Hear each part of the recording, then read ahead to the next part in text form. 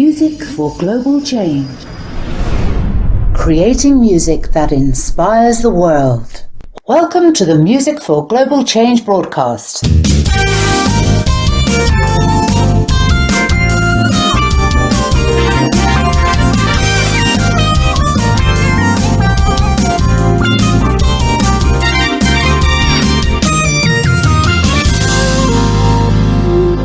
And now here's your hosts, founder and music ambassador Skyler Jett with Deborah Fenella and Tom Bryant. Are you ready? Are you ready? Are you ready to start a revolution? Are you ready? Are you ready? Are you ready to start a revolution?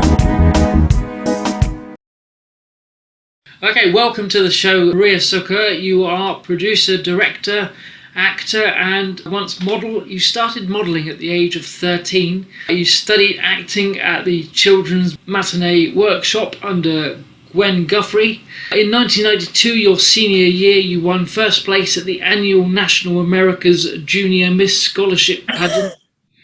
Your film credits include Lords of BSV, a documentary about dance, Another World, Pizza My Heart, NCIS New Orleans, among others.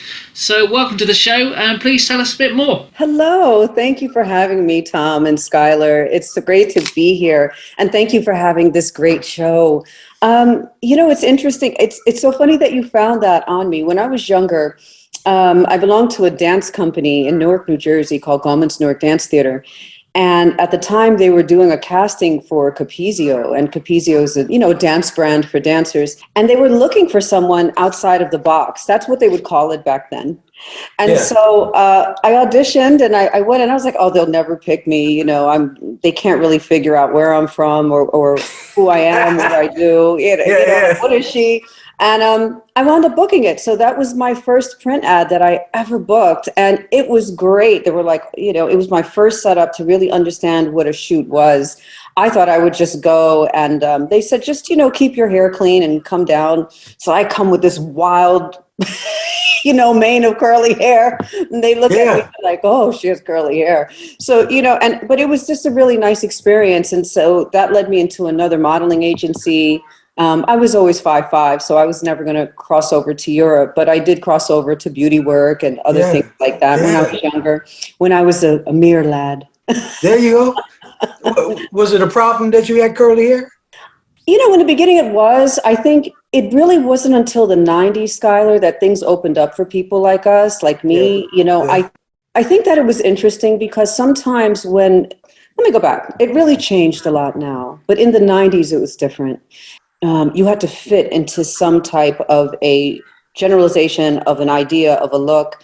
Now it's so much broader. Had it been like that for me back then, my career would have been very different.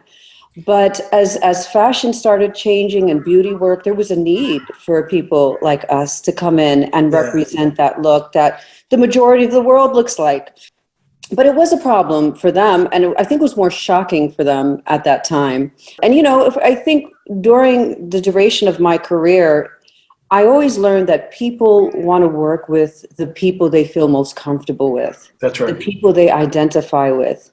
Now it has changed, but also through the change, there has been a lot revealed on how people think and how they look at you and how they want to work with you and how they can identify with you. But for me, it was a problem in my teenage years and into the 90s, it was. And then it changed a little bit for the best. What part of New Jersey are you in? I am in Somerset County. Because I used to live in New Jersey, too, in the 70s. I see. Back in the 70s, early 70s. 70, that's great. 74 when I lived there. Oh, wow. What a different time it was, right, compared to now. Yeah, I used to open when I was 18, I used to open for Bruce Springsteen. Oh, my goodness. Yeah, at the Stone Pony up in Asbury Park. Yeah, that's where I used to live at, down there. You see, in 2012, we had Hurricane Sandy, so it wiped out some of the shore coastline. But I have to tell you, that is a staple place for all of us from New Jersey and even some people from New York. You know, it's like they have Atlantic City a little bit further down, but there is something about the Jersey Shore that's just so magical for me. And still a little bit on the dark side too.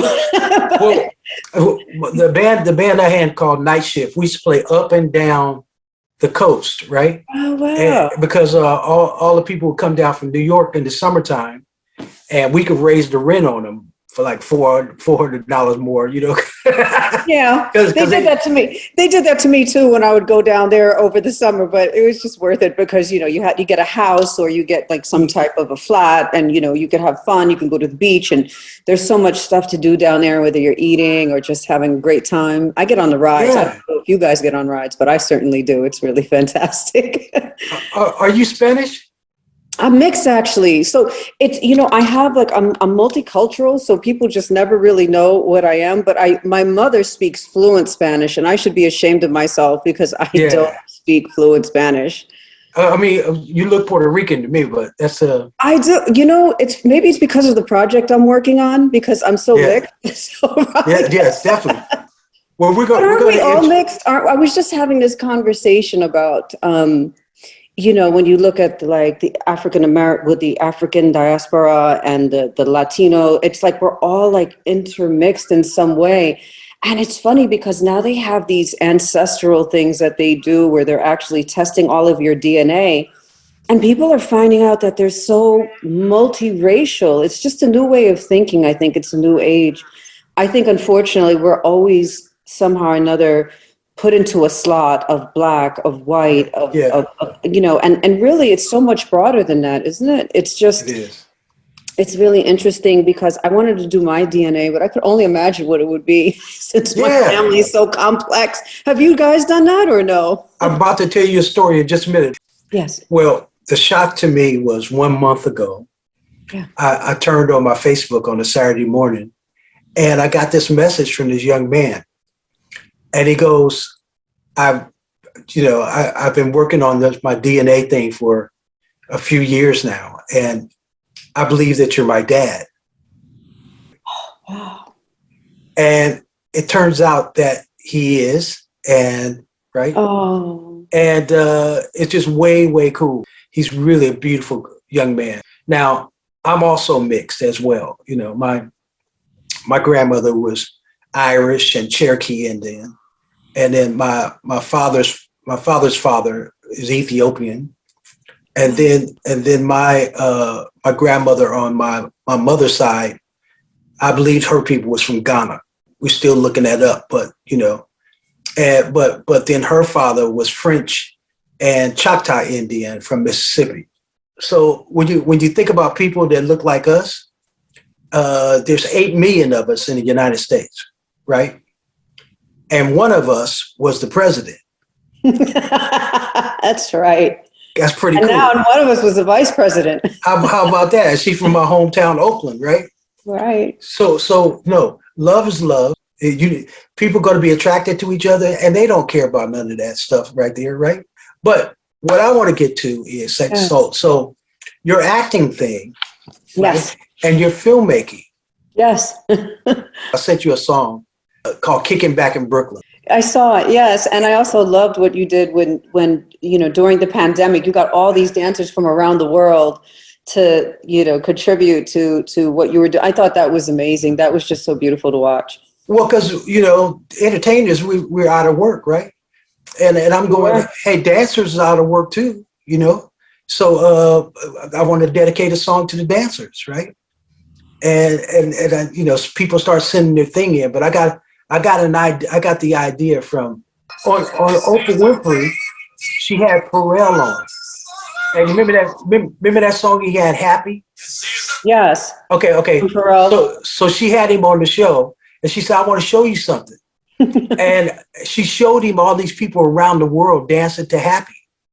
And I said, I'm gonna do that on this song. I'm gonna grab some people, dancers from different parts of the world, and see if they'll send in a video. Oprah and Pharrell, greatest inspiration ever, right? Anything that they do that we can do, it just, I mean, they're wonderful. They're wonderful people. I mean, so yeah, I thought that was a great idea, but you know, the pandemic was really terrifying for artists. I mean, we were out of jobs.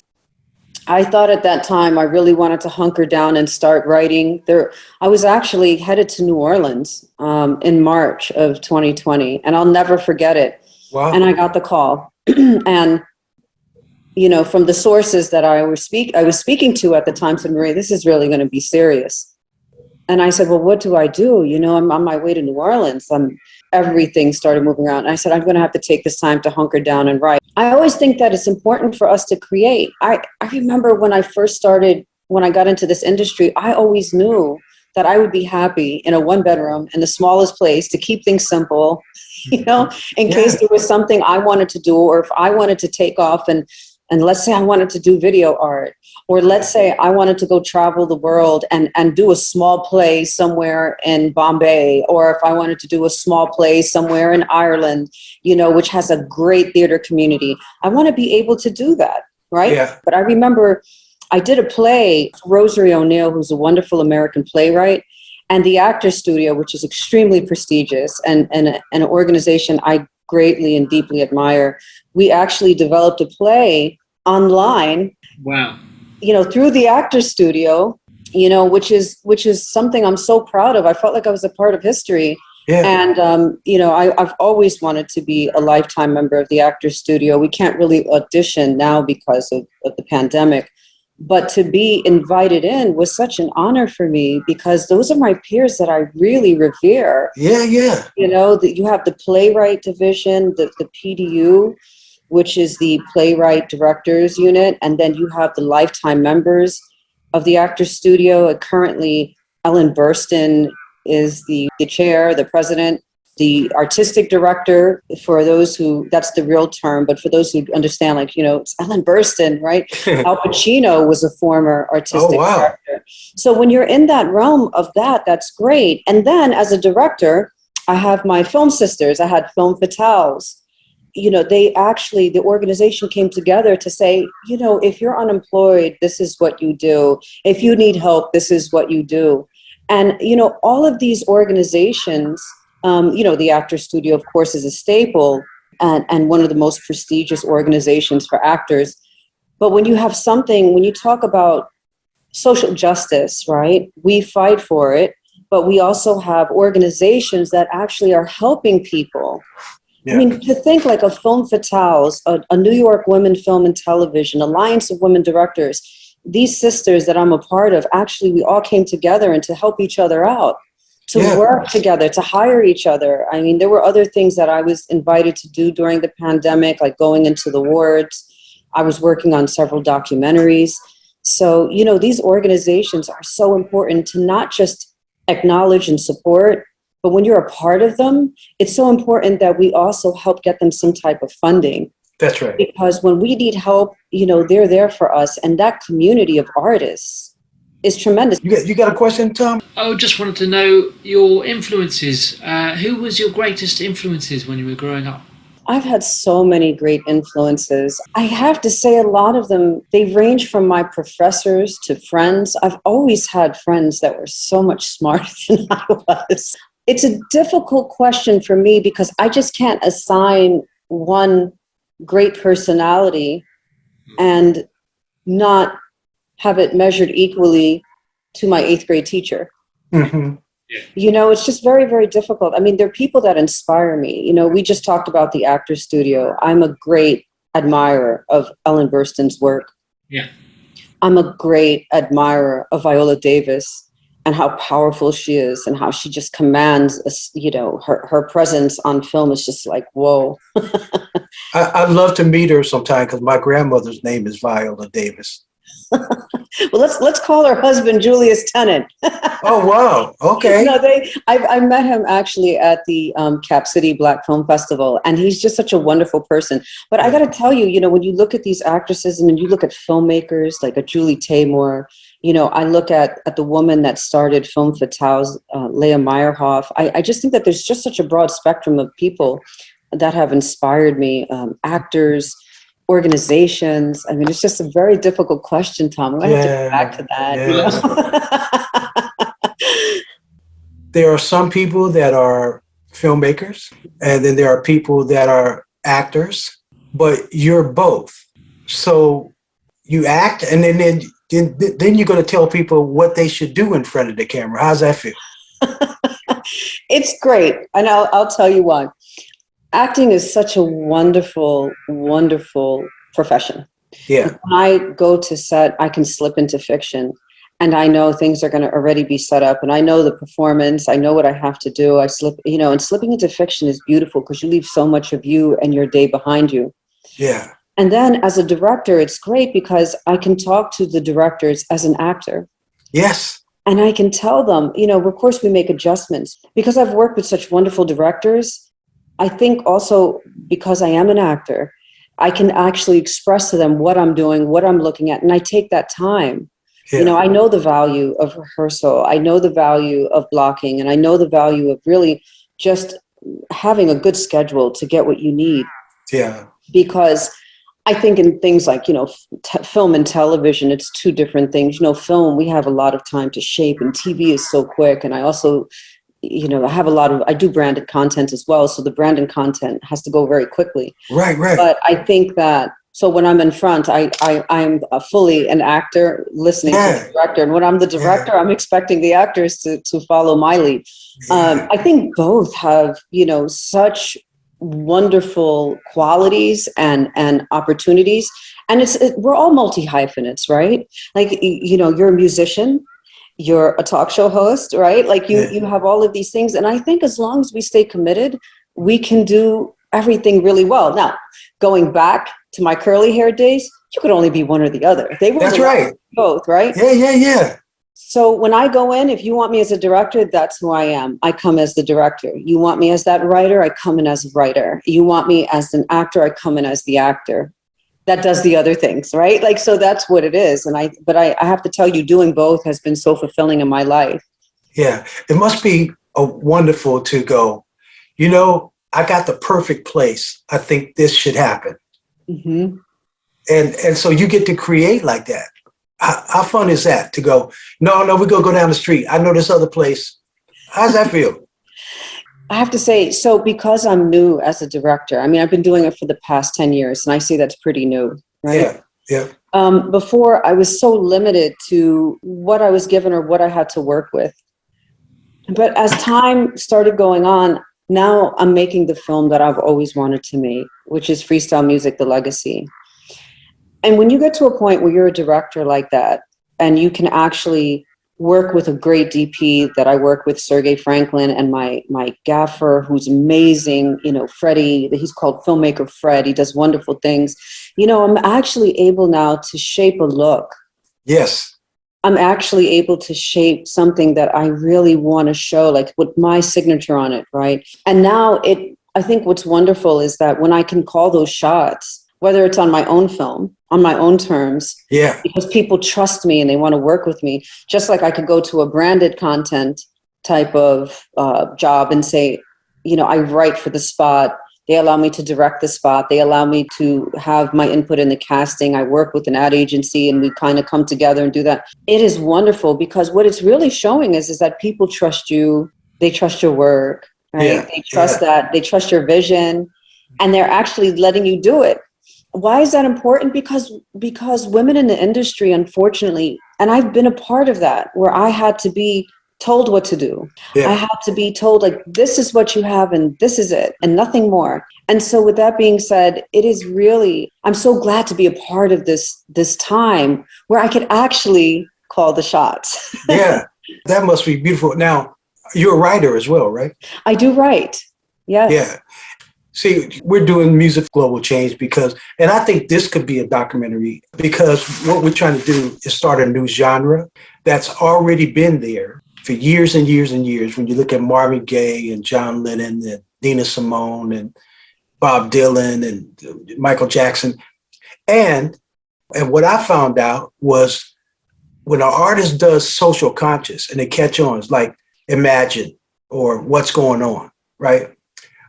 When that catches on, their career goes through the roof because they're not talking about themselves anymore. They're talking about service to others. And so before I leave this planet, that's the documentary I like to do, is start a genre Well, all the social conscious music writers around the world that are writing to heal and educate and solve problems. Because we got jazz, we got blues, we got rock, all that. But there's no social conscious genre. So that's why I started this platform. When we leave here, I'm teaching young people how to write these kind of lyrics, where it's not about you. When I ask young people, I say, if there was something you could do to help people, what would that be? And they'll tell me something. Yeah, I got this idea, right? I said, there's your song. Let me help you write that song. And now we get that to people to heal, to get out there. And, we need that more than ever right now. And, as you can see with Dance Like I'm Losing My Mind, I mean, I love it when dancers go, hey, Skyler, thank you for doing that, right? Absolutely. And the thing is, it takes a lot because you have to, first of all, have the courage to do it. And you have to have the heart. I got that. When you talk about when you talk about social change, you mentioned Nina Simone. I also think of Sam Cooke, like A Change Gonna Come. I think of the endless artists, the endless filmmakers that are doing content about social change. So I think the first two things are, when you're doing this, it has to be truthful. Yeah. And it has to strip away all of the vanity. Right. Of whatever it is, because I think we're living in a world of social media where so many things, I look at some of these things on, social media about fashion and who doesn't love fashion, but there's a war going on. Yeah. With all the media that's being thrown at us, we have to understand, we have to look at social change and we have to strip that vanity. If we're talking about any type of oppression, we have to really just be truthful about it. Yeah. The second major thing is when it comes to social change, right? There's two parts of it. Again, I'm going to get to the other part of what I was saying, but the other two parts is that social change are for the people. When we watch this content, it's for the people that are affected. And then the other part of it should be the people that need to be educated. That's right. So when I do a film or I have branded content, it's always important that it's extremely inclusive. Right? Like we show everyone on every single, we show a family that maybe isn't your average family, but it is their family. That's and right. We get the idea it's a family. Yeah. I won't do a panel unless there's many different women that are represented or other people, the LGBTQ community, right? I want to make sure that it's also multiracial. It's not just an all one panel of one type of group of any racial, ethnic, or religious background, because then we're not really giving you an experience. Right. I also think that going back to content about being truthful, I think that we have to write it with love, writing with truth, writing with love, right? And then writing for the people that it affects, and then writing to educate the other people that have no understanding of what we go through. And I think when you approach the writing with love, because of course we can approach art on all different levels. We can approach it from the truth, but it doesn't have to be so grim. What's so important to me is, as a person that's writing for social justice and social content, that's really important for me to get across my view, is that there is some rise in it all, right? There are the people who have survived it, and there are people who have come out of it. And what is that story? Because if you can survive that, if you can survive the horrors of the world, the positivity as well, isn't it? Positive spin on something and showing that there is good things do happen in these things, and there can be some positive things that come out of it. We have to do that, I believe. I mean, there is the truth. I believe that's where journalism is, right? That's the difference in storytelling. The idea of journalism is to report the facts. But when you create a story, there has to be a rise, right? There has to be a great plot, a through line. From my experience in doing this in my short time, I just believe there has to be a rise. There has to be something. The morality has to be raised in a way where we feel it and we say, oh, now we can understand. We can understand that this horrible thing happened to you, but still here you are, and this is how you remain resilient. And I think that's also the important thing about, doing socially relevant content, is that your art has to transcend. It should inspire. It should motivate. Music for global change is about positive music, right? So, you can do social conscious music and we can all complain, but this is solutions music, right? It's about solutions. And so my plan is I love to do a documentary or a film and get this out to the world, because people are writing these kind of songs in all languages, but there's no platform for it. There's no radio for it. There's no record stores for it, right? I have to create this whole thing, but I do know when they started rock, they called it the devil's music. So it wasn't a party. When they started R&B, it wasn't. When they started jazz, somebody had to start it. I've been doing this for 20 years now.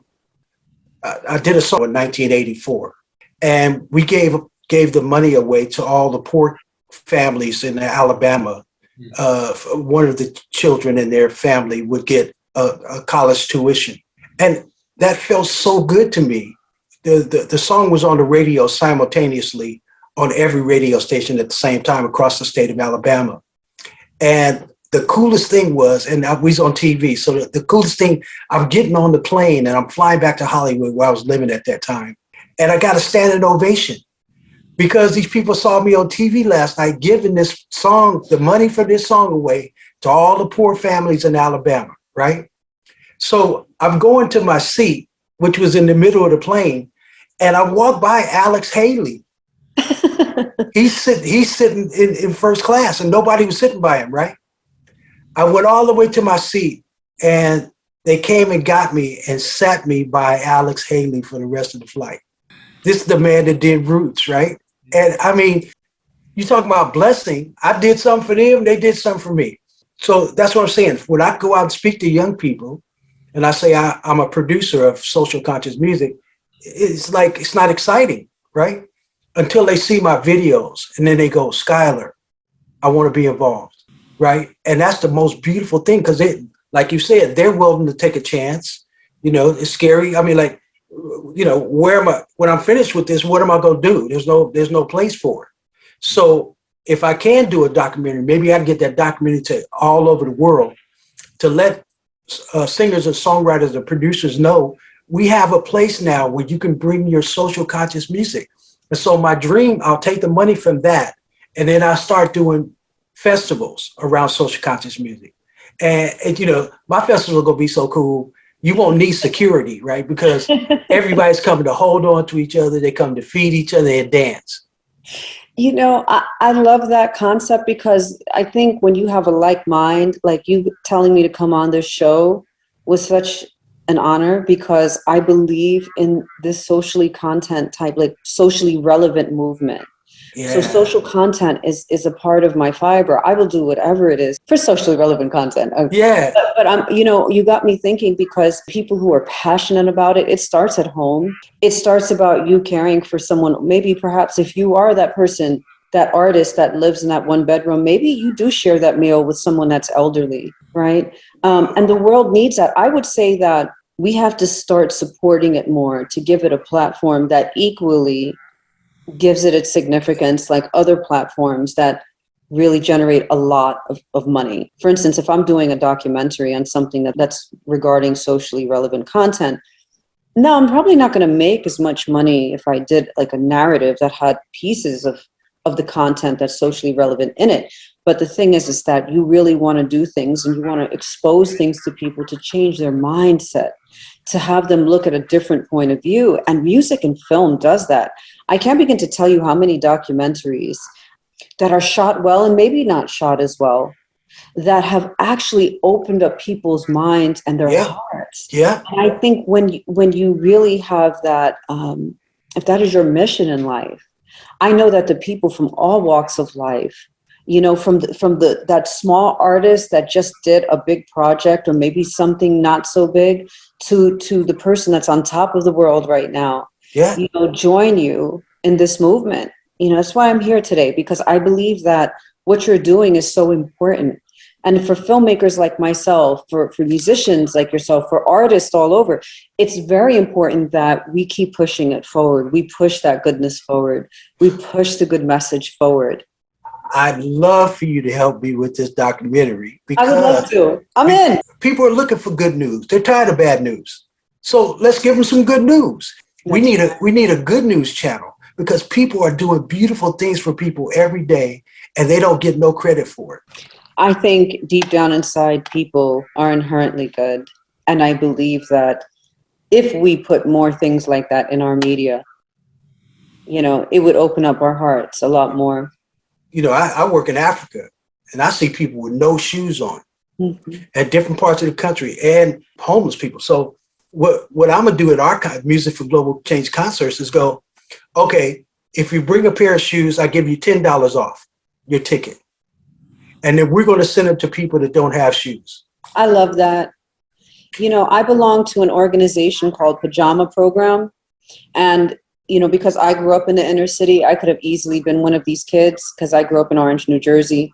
And I saw both sides. I saw a very affluent side in Livingston in South Orange. And then I saw another side that wasn't as affluent at all. That needed a lot of help. And I realized that, you know, through this one organization, Pajama Program, what they do is they get all new pajamas for babies all the way up to teenagers, because if you're poor, you don't have pajamas. You go to bed in your clothes. And what does that do? It gives you a restless night. You're not comfortable. You can't let your body relax because you're still wearing clothes like, you know, jeans. They mark your body and they don't make you comfortable. And then they also take storybooks. But so we do the Pajama Program. But yes, I am very big on donating things. I don't hold on to a lot of stuff because I just feel like, why do we need all this stuff? Why do we need a lot of things? And, you know, I love really good things. But then after that, I usually give it away, or, you know, I don't know, I just pack it up. And I did that over COVID. That was the first time I looked at all the stuff that I had. And I was like, you know, I don't really wear all this stuff. Yeah. So you pack it up and you give it away. You can give it to charity. Another organization that I belong to is Suits for Success. And so we give suits and clothing to other women. You know, I get them dry clean, bring them over. And what they do is they actually have other women, you know, put them on. So when they have to go to an interview and they're in that part of the world, which I don't go into that part of the world, right? Because I have my own production company, or someone hires me, they can present themselves with, you know, a blazer, a nice blouse, you know, slacks, shoes, and things that they can wear, because when you're interviewing, you really have to interchange your clothes, especially if you're coming back. So, you know, in that case, I always say that we have to be who we are.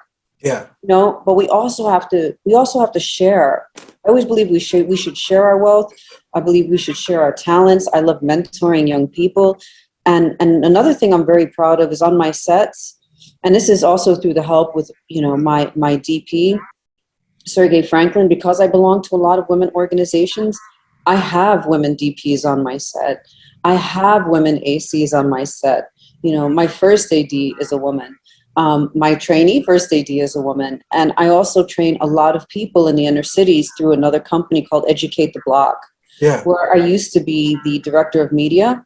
And it's a beautiful, beautiful private school. And what they do is they take all different types of students to get them involved in the hospitality industry as well as media. So I have them come on my sets and, you know, they become PAs, and then they have recommendations from us, and then they get jobs, and then they can get into the union. And let's not forget about the people that are in prison, right?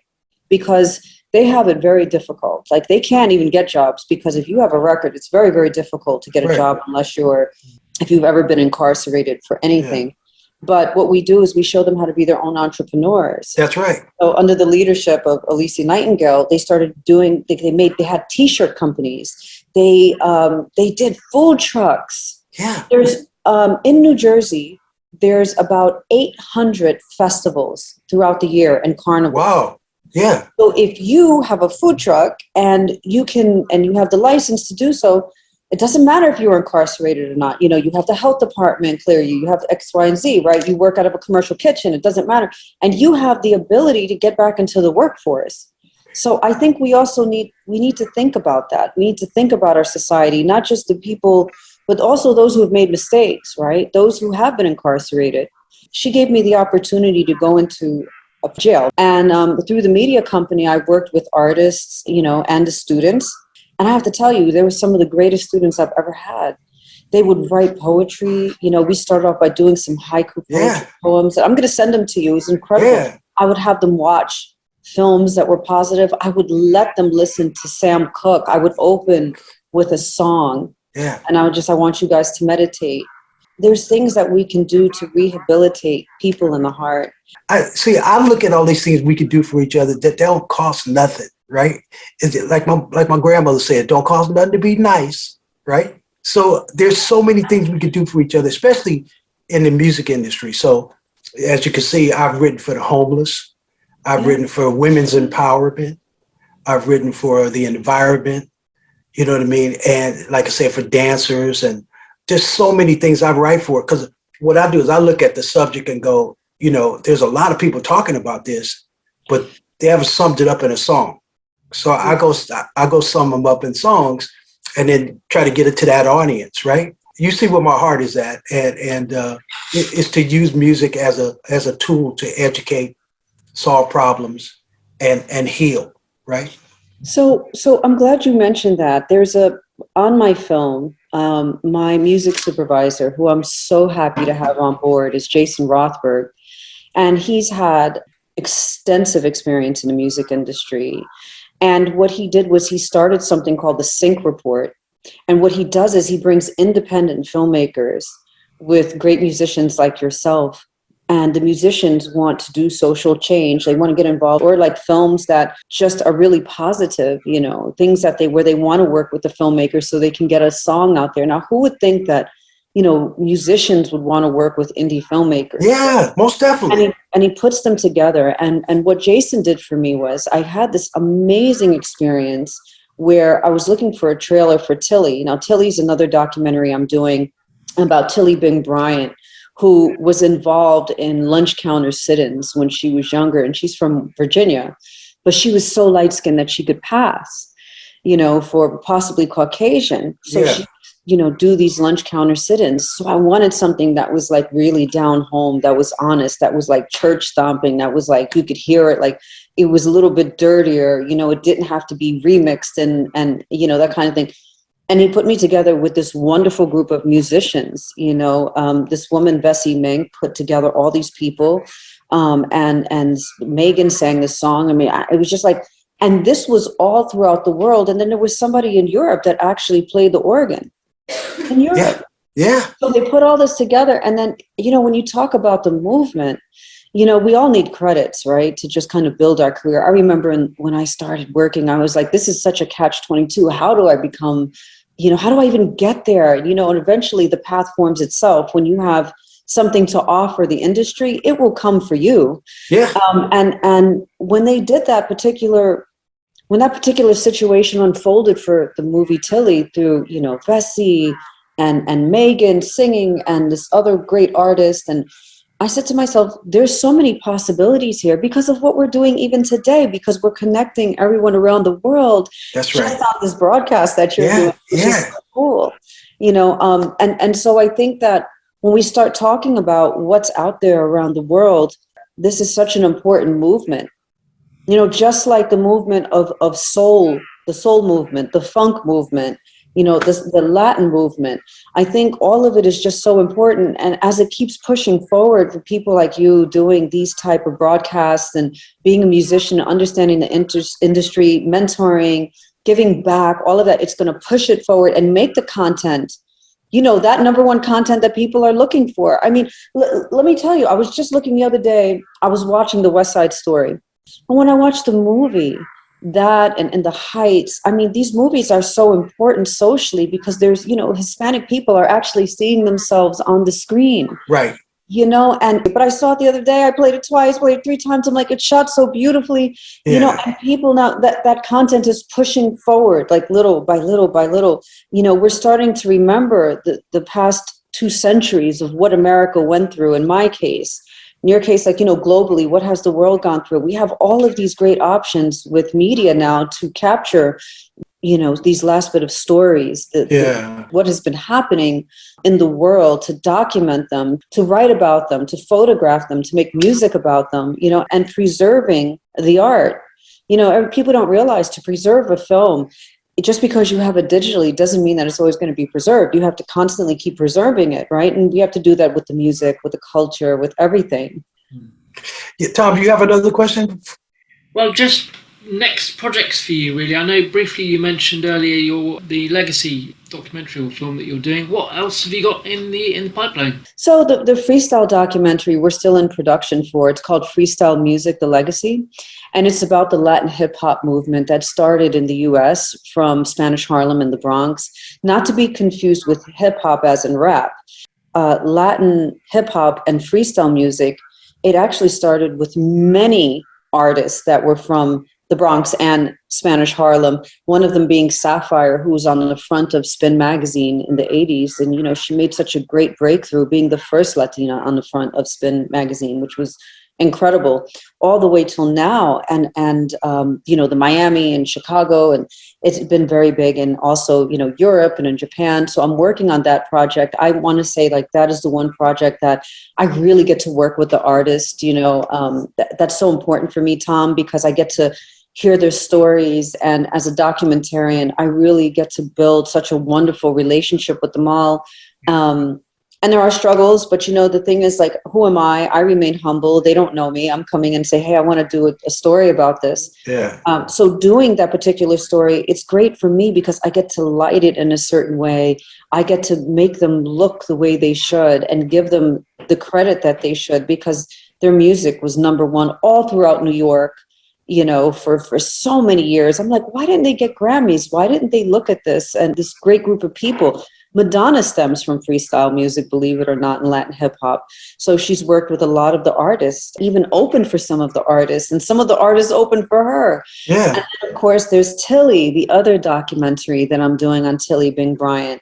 And this one is, you know, I want this to be a film for the world. I only make films for the world. I just stay true to the content, and then it finds its way through. But Tilly is something I'm very, very passionate about, because this, I feel, is an American film. I mean, both of the films are American films that are going to translate to the world, but I love making American films with American touches and American stylizing. Like, my first documentary was stylized in an ensemble role. Most documentarians won't really do that. I like doing that's very challenging, but it's something that I feel that when it comes to the American music genre, the American filmmaking genre, like, I want that to be included there. Is very important to me, because I know how my fellow artists in the US, how we work so hard, how we really try to engineer beautiful things for the screen. I mean, you know, Hollywood is one of them, right? We can attribute a lot of credit to that, which I'm also very proud of.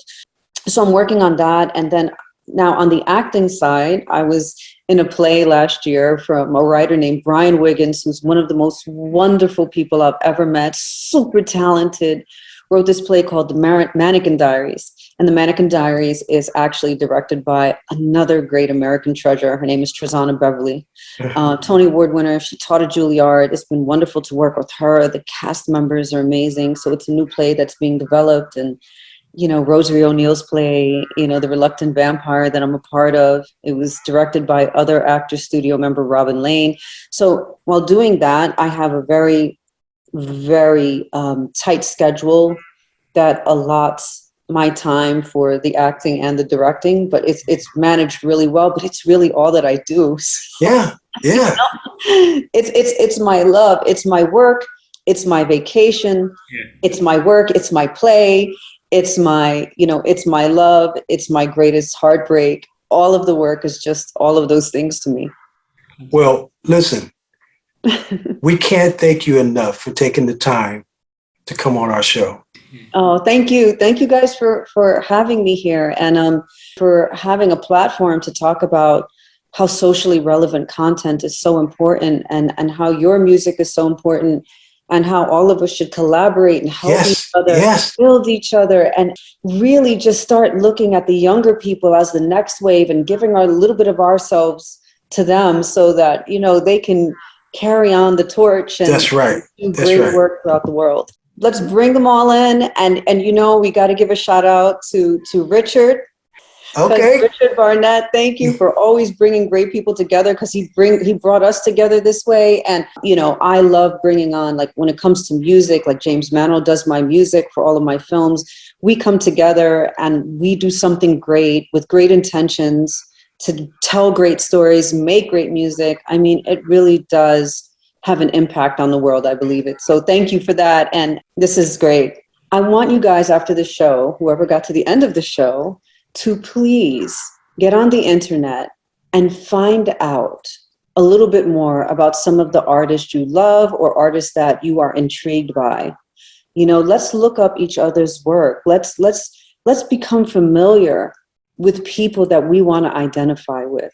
That's There right. are so many great people out there that are just on the broad spectrum, that have that front and center screen, that are center stage.